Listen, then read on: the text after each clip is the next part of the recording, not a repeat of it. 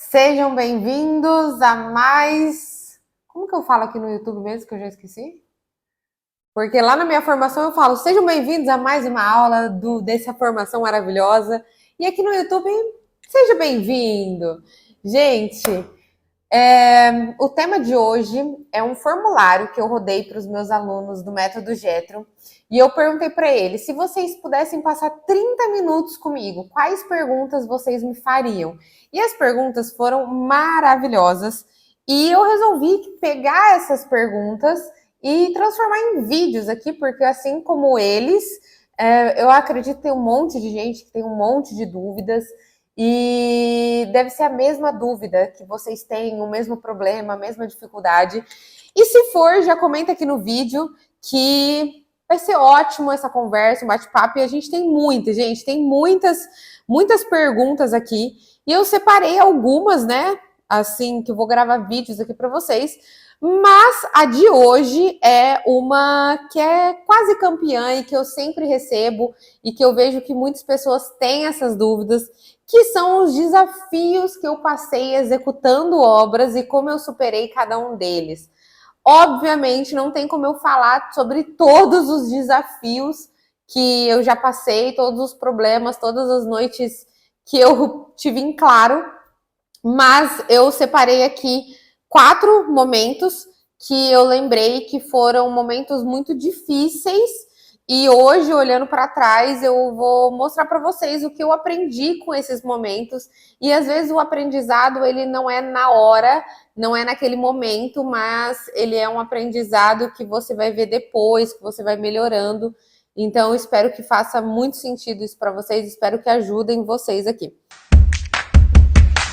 Então, né, o primeiro e mais temível, que eu acho que todo mundo tem medo e todo mundo tem dificuldade, que é a parte de fidelização de mão de obra. E como foi esse desafio para mim, né? Esses momentos, como que eu senti essa virada de chave, ou sei lá, existe uma virada de chave, do nada as pessoas elas fidelizam mão de obra. Então, para falar um pouco sobre isso, eu vou contar uma experiência que eu passei que foi uma das minhas primeiras obras, não foi a primeira, inclusive a minha primeira obra. Eu não sei como, mas ela foi assim, incrível. Estou aqui no escritório, vou tomar meu cafezinho, tá, gente? Peguei essa. Achei diferenciada essa daqui. Peguei aqui no escritório. Então, teve uma obra que eu passei, ela era a reforma de um banheiro dentro da suíte master de um casal, né? Enfim. Nossa senhora, eu falo que foi a minha pior obra, e eu vou te falar por quê. E já vou entrar também na questão de mão de obra, que eu sei que isso é uma dor, uma dificuldade muito grande na nossa profissão, porque na nossa profissão a gente não faz nada com as nossas próprias mãos, mas nós dependemos de outras pessoas. Então, depois que eu contar essa experiência, eu vou falar para vocês alguns pontos sobre fidelização de mão de obras que a gente precisa entender. Essa obra que foi para mim a mais difícil, eu tava no meu, eu acho que era no meu primeiro ou segundo ano de formada, eu não me recordo muito bem sobre isso. Então eu tava conhecendo as pessoas. E eu peguei essa obra e um arquiteto me indicou e era assim, já começa que é na suíte master da pessoa. Então a gente ia reformar esse banheiro inteiro, a gente colocou uma banheira e ia trocar todos os revestimentos, fazer impermeabilização. Assim, gente, hoje eu vejo que não é nada demais, mas para mim, que não entendia tanto sobre os métodos construtivos e os problemas que isso poderia me trazer, então aqui já vai uma questão. O conhecimento técnico, se você não tem ele, as coisas ficam muito mais difíceis. Então, você tem uma grande chance de ter problemas ali. Então, eu já sabia a parte técnica sobre fazer orçamentos e tudo mais, mas não era tão assertiva assim. Eu estava no meu primeiro ano de formada. E eu não lembro onde eu conheci esse pedreiro. Ele era pedreiro e azulejista. E eu não me recordo como que eu trabalhei com ele. Eu sei que eu trabalhei com ele uma obra antes que era para reformar uma laje. Uma laje, assim, uma laje. Era uma sacada grande, assim. O piso da pessoa estava saindo, ela me contratou para trocar esse piso. E foi muito bom o trabalho com ele. A gente tinha que tirar todo o revestimento, era uma área grande. Tinha que focar na impermeabilização, porque a impermeabilização ali era o mais importante, porque infiltrava. Colocar esse novo revestimento. E ali eu fui tendo uma conexão com ele. E foi super ok. Eu não tinha muita obra, na verdade, acho que eu tinha essa e mais uma dessa laje. E eu passei muito tempo ali na obra, conversando, eu acabei criando essa afinidade. Quando a gente foi para essa reforma desse banheiro, ele me passou um valor que eu não vou lembrar exatamente quanto foi, mas vamos supor que foi assim, 15 mil reais. Era um valor baixo, olhando hoje, era um valor baixo, onde ele ia demolir, onde ele ia tirar a argamassa, ele ia colocar um novo revestimento, ele ia impermeabilizar. Isso daí também é um ponto que eu tinha esquecido, porque eu tinha esquecido da impermeabilização, né? E quase que eu não impermeabilizei. Da impermeabilização, e ele ia sentar um novo revestimento e fazer toda a alvenaria em volta da banheira. E como eu não tinha conhecimento técnico, eu não sabia também se estava muito caro ou muito barato, porque eu não fiz outros orçamentos. Então, se você quer saber se está caro ou barato, faça vários orçamentos e você vai perceber. Eu também não sabia os métodos construtivos. Então, por exemplo, a impermeabilização, eu não ia fazer a impermeabilização. Eu tinha esquecido que eu precisava. Isso que era num apartamento. Então, eu tinha esquecido que eu precisava dessa impermeabilização. Eu sei que isso começou a ser em dezembro. Então, assim, o revestimento, eu vi que não ficou bom. Quando ele rejuntou, gente, era um revestimento branco. E aí ele não limpou a argamassa. Então, quando ele colocou esse rejunte branco, ficou parecendo que estava encardido, porque não tem como tirar. E, gente, assim, meu, eu vou procurar uma foto e vou colocar aqui para vocês essa foto. Então, parecia que estava encardido, o revestimento estava horrível, assim. E era final do ano, não tinha mais tempo. Quando a gente fez a banheira lá também, as medidas, eu não conferi essas medidas, eu passei as medidas, eu não sei porque eu não conferi. E a hora que colocou a banheira, o vão estava maior do que a banheira, então precisava tirar aquelas peças de revestimento ali de cima. Eu vou ver se eu acho algumas fotos e vou colocando aqui para vocês. Não tem problema falar sobre isso, né? Enfim, já passou. E aí aquelas peças ali, elas precisava trocar e a gente não tinha mais estoque para isso e não tinha mais do mesmo lote, então daria diferença de tonalidade. Isso tudo estava acontecendo na penúltima ali semana de dezembro, então ali na semana do Natal. Gente, eu comecei a ficar desesperada. Eu sei que eu passei 2 dias pintando o rejunte, porque não tinha como trocar, porque poderia quebrar o piso. A senhora que teve que impermeabilizar tinha pedaço do piso antigo nas beiradas, então a impermeabilização ela não ia ficar 100%. Eu precisava regularizar esses cantos e eu precisava impermeabilizar eles. Então, a hora que o cara for lá impermeabilizar, já estava no final, e aí tinha esse negócio, e depois ia quebrar a impermeabilização.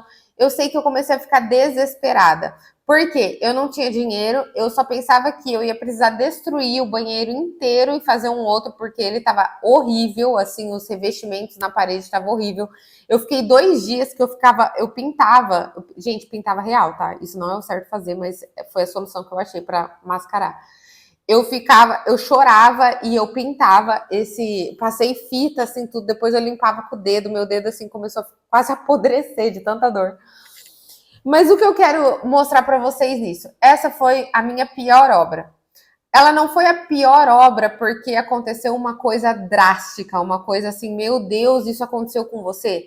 Eu vou contar uma que foi muito pior que essa, mas foi recente, inclusive foi 1 ano atrás, e que eu não sofri tanto como eu sofri nessa. Porque nesse exato momento, eu não tinha caixa, eu não tinha pessoas para quem eu ligar, então pessoas para eu ligar e falar assim, ó, vem, o pedreiro foi embora, eu já vou falar porque ele fez isso. Eu não tinha segurança, porque eu não sabia como consertar, qual era a melhor forma. Eu não tinha equipe, então eu não tinha ninguém. Eu não tinha dinheiro, eu não tinha caixa, eu não tinha conhecimento, eu não tinha nada. Isso me gerou tanta ansiedade, assim, que eu não comia. Eu chorava todos os dias, eu falei assim, meu Deus, eu preciso ir para aquela obra, e eu não sabia o que ia acontecer naquela obra. Então, cada dia era um dia. Então, eu tava lá para tipo, olha, você precisa fazer isso. Se surgisse um problema, eu descobria aquele problema no mesmo momento. E aí eu ia e buscava material e colocava no meu carro e fazia as coisas. Então eu fiquei muito desesperada por conta disso. Eu fui pro psiquiatra, eu fiquei assim, dias que eu comia tipo um pão de queijo só porque eu colocava para dentro, porque eu precisava pelo menos ficar em pé, né? Então aquilo me gerou traumas enormes, assim, de eu ficar, falei assim, cara, eu não quero isso pra minha vida. E eu chorava. Eu tenho várias fotos desse tempo que eu tava chorando. É, mas eu tinha sempre uma coisa comigo que eu jamais iria abandonar qualquer obra. Como eu não tinha dinheiro naquela época, eu não tinha uma solução de eu quebrar o banheiro inteiro e fazer um outro banheiro. Mas eu falei, cara, eu vou fazer o que dá e eu precisava entregar. Não foi uma obra que ficou 100%, eu não me orgulho disso, mas eu acredito que todo mundo tem obras que você olha para trás e fala assim, cara, essa não é a qualidade que eu gostaria. Mas essa qualidade, ela só surgiu depois de tantos problemas. E no meio desse monte de problema, onde ele precisava voltar para arrumar, porque não estava bom para impermeabilização, o vão da banheira ficou maior, então eu precisava tirar essas peças e fechar o vão. Esses problemas, e para mim era tipo problemas enormes, assim, problemas gigantes. Eu mandei uma mensagem para ele e falei: Fulano, eu preciso de você lá. E ele falou: Natália, peguei dengue, não vou poder mais trabalhar. E, gente, o meu mundo desabou, porque eu não lembro exatamente quando era, mas era tipo assim, a última semana pro Natal. Eu tinha uma semana para organizar. Eu lembro até hoje, eu dentro do carro, eu lendo aquela mensagem, eu chorava, chorava, chorava, chorava. E eu não tinha outra pessoa, porque eu não tinha equipe, eu não conhecia outras pessoas. Eu tava ali no começo. Então eu estava desesperada. Na verdade, eu conheci outras pessoas, inclusive eu liguei para essas pessoas, mas ninguém era minha mão de obra fidelizada, até porque eu não tinha obra suficiente para fidelizar esse povo. Então eu já tinha trabalhado com vários picados. E como é a última semana de dezembro, o que acontece na última semana de dezembro é que as pessoas elas estão muito cheias, muito, muito, muito cheias mesmo, muito, muito, muito cheias. E eu liguei para as outras pessoas que eu conhecia. Deixa eu tomar um café. E essas pessoas olharam para mim e falaram assim: eu não consigo te atender. Eu precisava trocar essas duas peças de piso, assim, era duas ou três peças em volta da banheira, porque precisava fechar a banheira, e eu ofereci R$ 500 para essas pessoas trocarem essas duas peças, e eles não quiseram, tá? Eu ofereci também R$ 1.000 para outra pessoa, eu falei, olha, eu pago R$ 1.000, e essas pessoas não quiseram, porque eles estavam muito cheios. E aí eu comecei a ficar desesperada, porque eu não sabia quem ia fazer isso e tava desesperada, gente. Precisava trocar as peças, assim. Dezembro, ali na Suite Master, ela ia receber visita. Não, tava o caos. E aí, assim, acabou que eu fui buscar um negócio, Deus agiu absurdamente, porque eu lembro que eu fui buscar um gesso. Eu precisava buscar um gessinho e eu lembro que eu saí, tipo assim, a obra era aqui. E aí eu precisava buscar um gesso. Eu fui nessa loja, estava fechada, nessa daqui estava fechada, fechada mesmo. Essa daqui tinha fechado. Eu sei que eu dei a volta na cidade até cair em uma que era muito longe, tipo aqui. E aí eu chorando com uma cara de choro, o vendedor me falou assim: "Moça, você tá bem?" Eu falei: "Não, não tô bem, eu preciso de um azulejista. Tô desesperada." Comecei a chorar lá com ele. E ele olhou e falou assim: Olha, o meu irmão é azulejista, eu vou ligar para ele. E aí esse cara ligou pro irmão dele, o irmão dele trabalhava no shopping à noite, tava fazendo uma obra no shopping, ele tinha acabado de acordar, isso era 1 hora da tarde. E aí o irmão dele atendeu, ele falou assim: tá, eu vou fazer isso.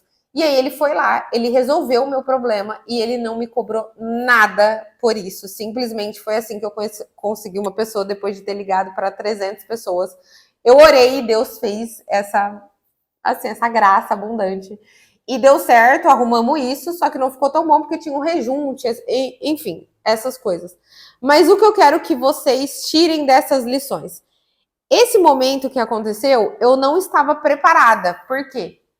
Eu não tinha conhecimento técnico, eu era sozinha e eu não conhecia muitas pessoas. Então, o meu leque era muito pequeno. E isso era a chance de dar ruim. Então, quando a mão de obra ela falou que ela não ia, isso me deixou desesperada. E aqui entra algumas lições que a gente precisa aprender na fidelização de mão de obra, que isso eu sei que é uma dúvida de muitos de vocês. Então, a fidelização de mão de obra, ela acontece por alguns motivos. Quando nós fazemos uma parceria com alguém, então vamos entrar aqui num contexto de parcerias, tá? Vamos fazer um ponto da mão de obra, vamos entrar aqui na parcerias. Todo mundo espera algo de alguém. Então, eu espero algo de você e você espera algo de mim. E o problema é que a gente acha que a mão de obra que é boa, ela tem a obrigação de nos servir. E ao invés de pensar que elas também esperam algo de nós. Então, se eu quero fidelizar uma mão de obra, eu primeiro preciso ter muita obra para passar para essa pessoa. Você não tem como uma pessoa ela ser fidelizada a você se você não passa obra para essa pessoa. Você precisa ter obra. Então, eu posso ter afinidade com você, você pode ter afinidade comigo, mas se eu não tenho obra para passar para o meu azulejista, que é muito bom, ele vai falar assim, Natália, eu gosto muito de você, mas eu tenho contas a pagar. E essas contas eu preciso trabalhar. E eu preciso que você me passe obra. Então, entre uma pessoa que passa muita obra para ele e eu que passo uma obra ou outra para ele, ele vai acabar priorizando aquele que passa obra, porque é aquilo que dá o sustento para ele. Então, primeiro, se você não tem tanta obra para passar por uma mão de obra, você não vai conseguir fidelizar tão bem ela assim. Mas existem outros pontos também. O segundo ponto é você pagar a mão de obra no tempo correto. Então, Natália, mas não sou eu que pago, é o meu cliente. Então, você tem uma obrigação de fazer uma programação de pagamentos para que o seu cliente ele pague naquela data correta.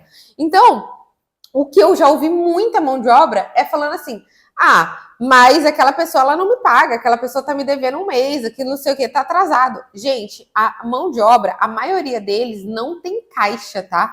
O que eles ganham hoje é para pagar o que eles precisam amanhã. Então, eles precisam de caixa, eles precisam daquele valor, eles precisam do financeiro. Então, quando você, se é o seu cliente que paga, você precisa do quê? Você precisa fazer uma programação de pagamentos para que quando ele finalize essa atividade, o seu cliente já esteja preparado para pagar, tá? Então você avisa o seu cliente antes, não é tipo, olha, cliente, eu preciso que você pague hoje porque o eletricista terminou hoje. Não, você já pode deixar avisado uma semana antes para que hoje ele já faça esse pagamento e você deu ok, ele já deixa programado, especialmente quando é empresa. Então pague ele no tempo correto. O que eu faço hoje também, além dessa programação de pagamentos, hoje eu tenho caixa. E esse caixa me permite com que eu pague eles se o meu cliente não pagar. Então, o meu cliente ele atrasou, esqueceu, não pagou hoje. Eu pago a mão de obra, tá? Eu pago isso. É uma coisa certa se fazer, é uma norma? Não, mas é uma coisa que eu escolhi fazer porque eu acho que isso é importante, a gente cria esses vínculos. Então, quando o meu cliente não paga e eles me mandam mensagem, eu pago eles e isso fideliza ainda mais eles comigo. E o terceiro ponto, que isso é muito importante e que eu já ouvi muita mão de obra, é que eles odeiam ficar indo e voltando e tendo retrabalho com atividades. Gente, isso é muito importante. Eles odeiam que você fica assim, olha, eu preciso voltar, eu preciso ir lá, vem aqui tirar uma peça, porque quebrou, olha, fez errado isso, fez errado aquilo. Gente, eles odeiam ficar indo e voltando. Eu já ouvi mão de obra falando assim, cara, eu odeio fazer obra para fulano, porque lá não tem organização. Então eu chego lá, eu faço uma coisa, amanhã eu tenho que refazer essa coisa. E aí, fazer um ponto extra aqui, que quando tem esses retrabalhos, existe um custo. E aí o gestor de obra não quer passar esse custo, ou o cliente não quer arcar com esse custo, que não é erro da mão de obra, é erro de uma execução, ou é erro de projeto, é erro ali de uma organização. E aí quem se lasca é a mão de obra. Então eu já ouvi muita mão de obra falando para mim que deixou de trabalhar com outras equipes de gestão exatamente por conta disso, tá? Exatamente por conta disso, de retrabalhos ou porque não pagou, porque tem que ficar indo e voltando numa obra que é desorganizada. Então, problemas, né? Voltando para a nossa pergunta, problemas que eu passei e como eu superei eles. Esses problemas, você precisa entender, especialmente na questão de mão de obra, é que eles esperam algo de vocês. Então, quando você tiver bastante obra para passar para eles, por isso que é importante que você não fique mudando tanto as mãos de obra, porque você fideliza quando você foca em uma mão de obra ali, inclusive para fornecedor, tá, gente? Foca ali em você ter 2 marmoreiros, 2 marceneiros, porque você também fideliza eles, sempre passando para a mesma pessoa.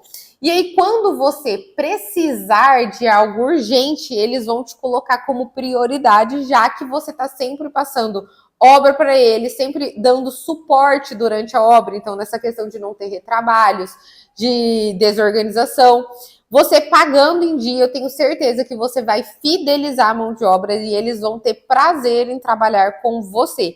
Claro que você também pode ser um pouquinho legal nesse tempo, tá? Então, essa obra em si foi um trauma muito grande e eu aprendi fazendo essas coisas, tá? Claro que você não tem uma agenda lotada da noite para o dia, por isso que não é um problema que você resolve constante. Mas aí, entrando também para uma segunda situação e que complementa essa e também que foi uma virada de chave, foi quando a minha mão de obra, o meu eletricista, ele já trabalhava comigo há um tempo, ele já era fidelizado porque eu passava bastante obra para ele, mas teve um momento onde eu estava muito focada em fechar novos contratos. Então era tipo assim, eu fechava um contrato, aí o cliente, aí eu fechava um contrato, mandava para execução e eu já não me importava mais tanto com isso. Então eu falei assim, olha, o nome dele era Bill. Bill, vai lá, faz elétrica. O fulano vai lá e faz hidráulica. Eu não tinha esse controle de ir lá e soltar a atividade. E aí, nesse escritório, a gente estava executando ainda um escritório de arquitetura. Nesse escritório de arquitetura, o que aconteceu? Ele precisou ir e voltar muitas vezes no mesmo lugar, porque sempre faltava uma tomada. Então, era tipo assim, faltou uma tomada, faltou um ponto aqui, precisa ligar. São coisas, gente, que acontecem. Igual eu falei para vocês, existe o projeto, existem todas as coisas, mas pode acabar sempre faltando alguma coisa, tá? E aí não existia conferência. Ele olhou para mim e falou assim, Natália, você está deixando passar coisas que você não passava antes. E aí me fez assim um choque de realidade. Eu falei assim, caraca, verdade. Então essa obra ele tinha que ficar indo e voltando. Então lembra da parte da mão de obra também, da fidelização. Ele estava cansado. E era um problema meu também, porque eu não estava controlando isso. Eu só via na hora que já tinha estourado. E aí, para resolver isso, eu falei assim, cara, é verdade. Eu não posso focar só na captação de clientes. Eu preciso ter essa gestão. E foi nesse momento que eu criei o controle de qualidade. Eu falei assim, a partir de agora, a gente tem controle de qualidade para tudo. E o controle de qualidade, ele serve exatamente para que você não esqueça atividades que precisam ser executadas naquele momento. Ah, Natália, mas eu sei tudo sobre elétrica. Beleza, eu sei tudo sobre gesso. Beleza, mas você estava numa obra que estava pintura. E aí você entra numa obra onde vai começar gesso. Qual que é a chance de você esquecer algum detalhe, deixar passar algum detalhe? São detalhes que às vezes não tem em projeto, como um reforço em uma televisão, numa parede de drywall, como o rodapé embutido, que você precisa deixar o seu gesseiro avisado para ele fazer um reforço, como um lavatório suspenso, onde você precisa colocar um reforço, como um cortineiro, que às vezes passa batido ali no projeto. Então, tudo isso está no controle de qualidade. Então, esse foi um outro ponto muito importante, que é sobre quando que a gente criou o controle de qualidade, que foi essa parte. O terceiro ponto, e eu ia falar 4, mas eu vou falar 3 para não ficar muito extenso, mas geralmente é por conta de mão de obra. O terceiro ponto, a terceira vez que passou isso, e foi algo que a gente criou, mas foi uma questão foi há um ano atrás, eu tinha acabado não, mas já fazia uns 4, 5 meses só que eu estava junto com esse escritório de arquitetura, e esse escritório de arquitetura, ele é um dos maiores da cidade, então muito renovado, e era a obra mais cara que a gente tinha, assim, a obra mais fina, chique, onde todo mundo tava empenhado. A gente ficou assim, meu Deus, é tipo a obra. E aí, vou contextualizar para vocês. Gente, sério. Eu lembro, eu dou risada só de pensar. Mas a gente tinha uma obra e ela era mais chique e todos os revestimentos, tanto do apartamento inteiro, do piso, quanto dos banheiros que ia ser revestido, eram peças de 2,40 por 1,20, era assim, não lembro, 2,80 por 1,10, era alguma coisa assim. Eram peças enormes. O custo de cada peça dessa era de R$ 2.300. A gente ia colocar no apartamento inteiro, que ele tem 240 metros, na verdade só das áreas dos quartos que não, e revestir 2 banheiros com esses revestimentos. Mas espera lá. Esse revestimento, ele tinha 2 tipos. Em todo o apartamento e em mais um banheiro, o nome era tipo assim, Citar GR, tá? Eu não lembro exatamente, mas era assim, Citar GR. E tinha mais um banheiro, onde era um revestimento muito parecido com esse, só que um era mais bege, o outro era mais cinza, e ele era tipo Citar SGR. Então eram nomes bem parecidos. Quando essas peças chegaram, por elas serem umas peças muito grandes, eu não sei porquê, porque não era eu que estava acompanhando, essas peças foram içadas para dentro do apartamento. E eles tiraram as caixas dessas peças. E como era para o apartamento inteiro, era um lote que tinha tipo 80 peças e a outra tinha 14 peças. E quando eles içaram, eles tiraram da caixa, a gente não tinha nome disso, não dava para ver diferença. Eles colocaram em vários bloquinhos no apartamento, em vários montantes assim espalhados pelo apartamento. E quando a gente foi colocar o revestimento, a gente começou por colocar o revestimento no banheiro, em um banheiro, que era esse Citar SGR, que era o que tinha 14 peças. A gente foi pegando as peças e colocando, pegando as peças e colocando.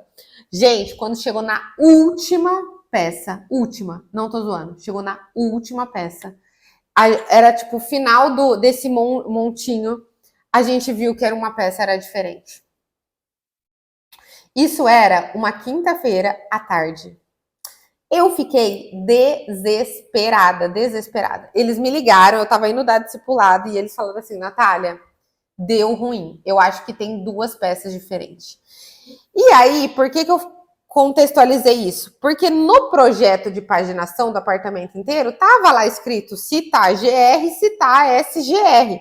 Então mudava tipo uma letra.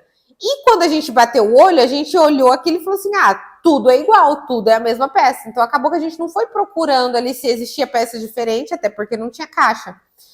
Então aconteceu esse erro, esse problema. E, gente, cada banheiro, ele dava em torno de R$ 30.000. R$ 30.000. Eu falei, gente do céu, eu tinha acabado de entrar com a arquitetura. Eu falei, cara, o que eu vou fazer com isso? Enfim. E eu fiquei desesperada, eu entrei em choque, assim, desesperada assim, eu entrei em choque. E aí eu fui para casa e eu criei algo depois que hoje a gente chama aqui de como resolver problemas complexos. Então, problemas complexos são tomadas de decisões que você não toma na hora, mas você precisa pensar, raciocinar em como que vai ser. Quem trabalha com execução de obra sabe que o tempo inteiro a gente está tomando decisões. Mas a gente precisa saber essas decisões, nós precisamos saber tomar essas decisões com base em conhecimentos técnicos gerais, mas existem problemas que a gente precisa parar, pensar e refletir. E esse momento foi um desses problemas. Então, como que a gente faz? O problema não era só o pagar R$ 30.000. Então, eu não falei com ninguém, não falei com a arquitetura, não falei com absolutamente ninguém. Eu fui para casa, fiquei em posição fetal lá. Assim, gente, o que eu vou fazer agora? Meu Deus do céu. Fiquei em posição fetal e comecei a pensar nas soluções que tem. Essa peça era uma peça feita sob medida, então não tem a pronto estoque. Se eu pedisse essas peças, poderia vir com uma diferença de lote. Essa diferença de lote, ela ia surgir ali no meu piso, então eu ia ter que trocar as peças do apartamento inteiro, isso não era viável. Então eu tinha que tirar essas peças, então eram 14 peças do lote de 80 que foram perdidas, e eu precisava de mais 14 peças que fosse do mesmo lote ou ou que fosse de um lote diferente, que eu comprava todas elas, e eu colocasse todas elas em um mesmo lugar, que era no banheiro. Então eu tinha essas peças para fazer um banheiro e mais o apartamento inteiro. Se eu soltasse esse banheiro antes e faltasse peça para o piso e fosse uma diferença de tonalidade, ia dar problema. Então o meu negócio eu preciso comprar essas peças, esperar elas chegar, que ali essas outras demorou 3 meses para chegar a produção, e colocar primeiro no banheiro para depois eu soltar o piso do apartamento. Então entende o rolo que dava? Só que isso tudo eu não sabia. Eu não sabia se tinha estoque, eu não sabia se eles fizeram mais peças, eu não sabia se estava sobrando no apartamento peça, eu não sabia se ia demorar, se era um lote diferente, eu não sabia de nada. Então, depois que passou esse dia, isso aconteceu numa tarde, eu dormi, entrei e falei assim, pior das hipóteses, eu ter que comprar tudo, dava 30 mil, vou entrar em contato com a loja. Então eu entrei em contato com a loja, perguntei se existia ali algum estoque que eles fizeram, se tinha diferença de tonalidade, se era o mesmo lote, enfim, eu colhi todas as informações possíveis e quando eu fui falar com a arquitetura, eu já tinha todas essas decisões, todas essas soluções. Então eu já cheguei com um plano de ação, falando assim, olha gente, aconteceu isso, nesse caso, eles tinham eles não tinham peças sobrando. Eles tinham, acho que 5 peças sobrando, 6 peças sobrando. Não dava para o banheiro. Só que quando eu contei as peças do apartamento, tava sobrando 10 peças na contagem. Porque como são peças grandes, assim, eles não fabricam, eles sempre mandam a mais. Então, sim, meu cliente já tinha pago bem a mais. Então, eu já tinha essas peças, eu precisava comprar mais 5 peças para usar e não poderia faltar de jeito nenhum no apartamento do que a gente fez ali. Então eu já cheguei para a arquitetura com esse problema, avisei e falei, olha, é isso, isso e aquilo. Então o que eu tiro de aprendizado desse momento? É sempre aconteceu isso por uma falta de atenção nossa, porque tinha o projeto, estava determinado.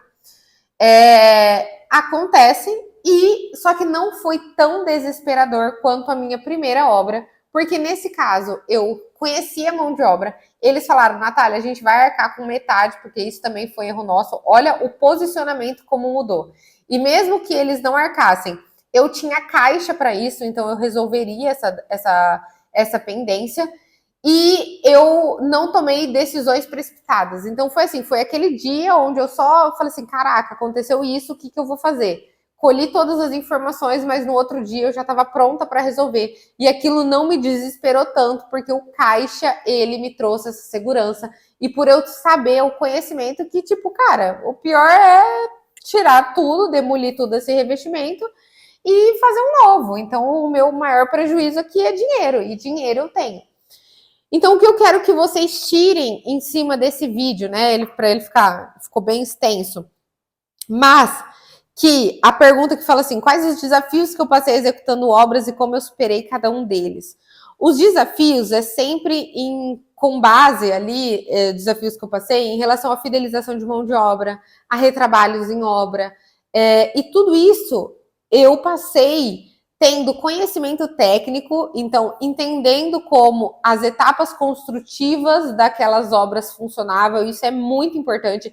Inclusive, eu tenho um curso que é o Gerenciamento de Obras na Prática, que eu criei com base nessas dificuldades que eu tinha, onde eu não encontrava um lugar onde eu pudesse aprender sobre execução de obras na prática, então não só a parte teórica, mas a parte prática. Então lá eu gravei várias obras do começo ao fim, onde eu mostrava os detalhamentos, os problemas que dava. Então você pode, aqui embaixo tem o link. Então você tendo esse conhecimento técnico e você entendendo como que eu fidelizo mão de obra, todas essas questões, isso assim, muda toda a vida. Depois você vai pensar em contratar pessoas, em delegar atividades, em criar processos, mas você precisa ter esse conhecimento técnico. E aí, além desse conhecimento técnico, a primeira coisa que eu também ensino no método Getro, não é no GOP, que é a parte de liderança e crescimento, para você que quer crescer seu escritório, delegar, contratar pessoas, é que você precisa de caixa. Eu queria ter entendido isso desde o começo. Então, desde a primeira obra eu queria ter feito caixa ao invés de ter tirado todo o lucro para mim. Assim, não todo o lucro, mas eu deixava ali uma merrequinha só em caixa. Eu não tinha uma empresa saudável, uma empresa onde ela tinha ali um caixa de pelo menos 6 meses para rodar sem eu precisar. Então, façam caixa e entendam que todo mundo espera algo de alguém. Então, se você quer uma parceria com um arquiteto, entenda o que ele espera de você, com um fornecedor, o que ele espera de você. E assim com a mão de obra, o que eles esperam de você. Isso é muito importante. Então, esse foi um pouquinho das coisas que eu passei brevemente, mas aprendizados que eu tirei disso. E se você gostou desse vídeo, não esquece de comentar, não esquece de se inscrever no canal e comenta aqui para eu saber se você já passou por algumas, quais foram as dificuldades que você passou, momentos e o que você aprendeu com cada uma dessas dificuldades. Eu vou ficando por aqui, então um beijo e até depois.